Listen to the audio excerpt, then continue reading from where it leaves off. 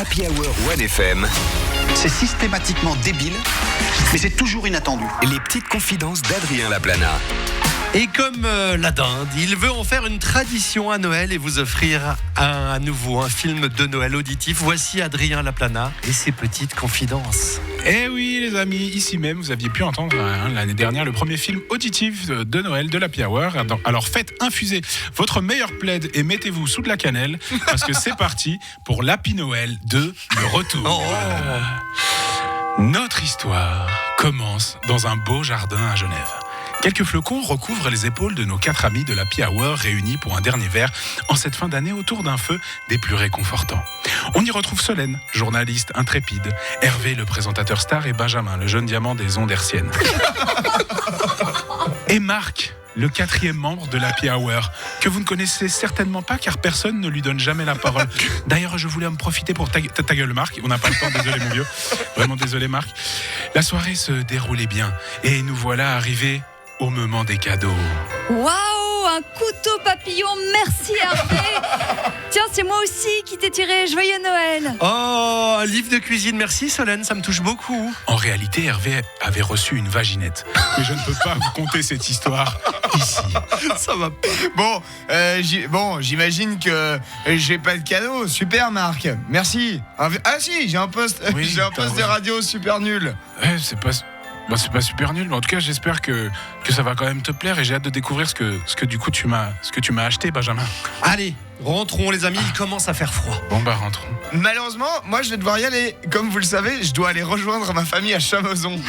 Eh oui, Benjamin devait partir et après seulement 10 minutes de route, notre pauvre Benjamin se retrouve bloqué dans sa voiture sur une route genevoise car la neige tombée abondamment durant toute la journée avait bloqué toutes les routes du canton. Oh non, c'est pas possible, mon Noël en famille est ruiné. Je n'y serai jamais à temps et me voilà trop loin de Solène et Hervé.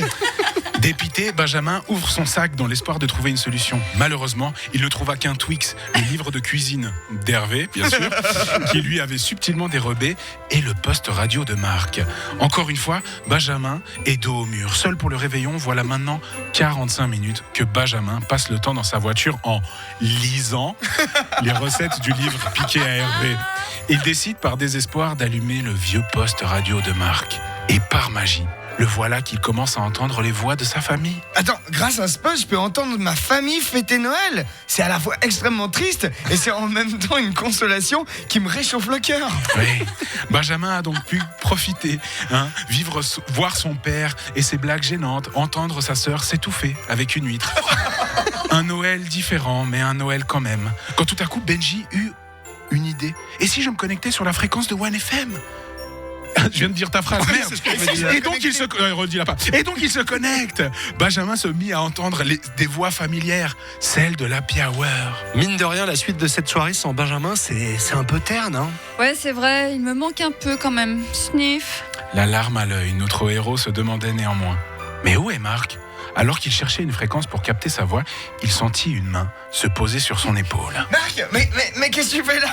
Je t'ai suivi, j'étais dans le coffre. Quoi ? Mais ça veut dire que tu m'as entendu lire le livre d'Hervé ? Oui. C'était pour me réchauffer, hein ? Ouais, c'était un peu gênant, j'ai tout entendu effectivement, mais je ne juge pas, chacun fait ce qu'il veut. Tu sais, il est bientôt minuit et je dois absolument te dire quelque chose. Dis-moi, je t'écoute.